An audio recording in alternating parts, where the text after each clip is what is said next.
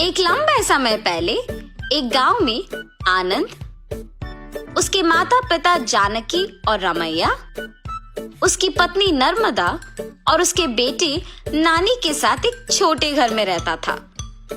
आनंद नौकरी करके आए हुए पैसों से अपना घर चलाता था।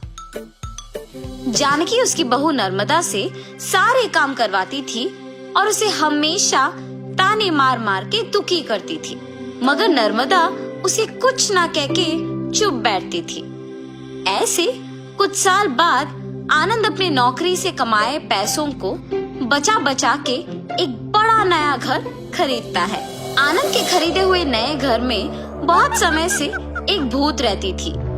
ये बात आनंद को नहीं पता था और इसीलिए वो घर खरीदता है और उसके आसपास खाली रहने के कारण दिखने में बहुत शांत सा माहौल था और जानकी में कोई बदलाव नहीं आया।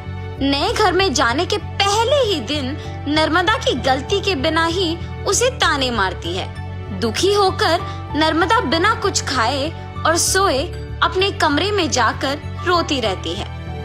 तब उस घर में मौजूद भूत नर्मदा को रोते हुए देख उसके पास आती है। बगल में परछाई को देख नर्मदा तुरंत खड़े हो जाती है।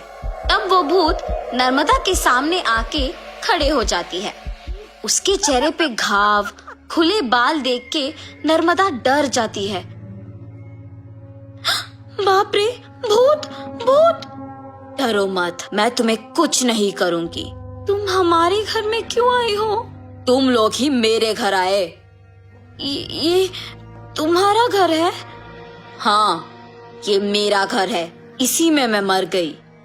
मेरे मरने के बाद ही तुम लोग यहाँ आए। ऐसे कह के अचानक नर्मदा में घुस जाती है। हा हा हा, ऐसे हंसते हुए सो जाती है। सुबह उठ के जब जानकी देखती है कि सारा काम वैसे का वैसे ही रह गया, तब नर्मदा नर्मदा बहुत बार बुलाने के बावजूद जब वो नहीं आती है तो जानकी ही उसके पास जाती है। हाँ, तुम अब तक उठी नहीं? नर्मदा नर्मदा उठो! जानकी पास आके बुलाने पर नर्मदा जाग उठती है। उसकी आंखें बहुत लाल और डरावना दिखने के बावजूद जानकी उस पर ज्यादा ध्यान नहीं देती है। उठ गई? जाओ जाके सारा काम करके चाय बना के लाओ। मेरे ही सामने जोर से बात करके मुझे काम करने के लिए कह रही हो? ये कह के उसका हाथ जोर से पकड़ लेती है। नहीं, तुम कुछ मत करो। आज से सारा काम मैं ही करूंगी, मुझे छोड़ दो। जाओ जाके सारा काम करो। ठीक है ठीक है। ऐसे कह के जल्दी से सारे काम खत्म करती है। ये क्या सच में मेरी बहू है? इसके मुंह से कभी एक लफ्ज भी नहीं निकला और आज ये मुझसे सारा काम करवा रही है। तुरंत ये सब मुझे अपने बेटे को बताना होगा। और ऐसे अपने बेटे को सब सच बताती है। तब वो कहता है, जितना भी गुस्सा क्यों ना हो, ऐसे तो नहीं कहते हैं माँ।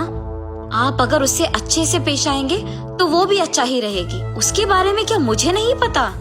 उसके बेटे का ऐसे बात करने पर जानकी कुछ नहीं कहती है और अपनी बहू से डरने के कारण वो सारे काम खुद ही करती है।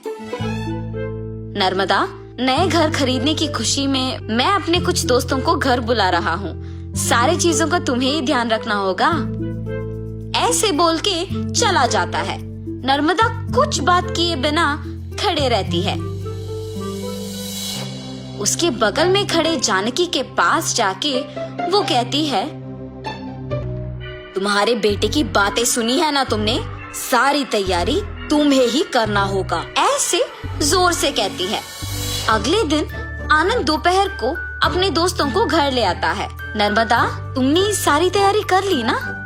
हाँ जी। और ऐसे सबको खाना परोसती है और सभी हंसते हुए बातें करते रहते हैं। सभी व्यंजन स्वादिष्ट है भाभी जी। हाँ, मेरी पत्नी के हाथों में जादू है। आनंद, तुम्हारा घर भी बहुत खूबसूरत है यार। चारों ओर खाली और शांत है। इस घर को देखते ही पसंद आ गया मुझे, इसीलिए इसे बचाए हुए सारे पैसों से खरीदा हूँ। अब इस घर का मालिक मैं हूँ। ऐसे आनंद कहता है। ये सुनते ही नर्मदा तुरंत भूत बनके अजीब आवाजें बनाती है। उसका सिर नीचे झुका रहता है और अजीब आवाजें आने के कारण सभी उसी को देखते हैं। नर्मदा, क्या हुआ तुम्हें? नर्मदा अचानक अपना सिर ऊपर करती है और क्या इस घर का मालिक तुम हो? मैं हूँ इस घर की मालकिन।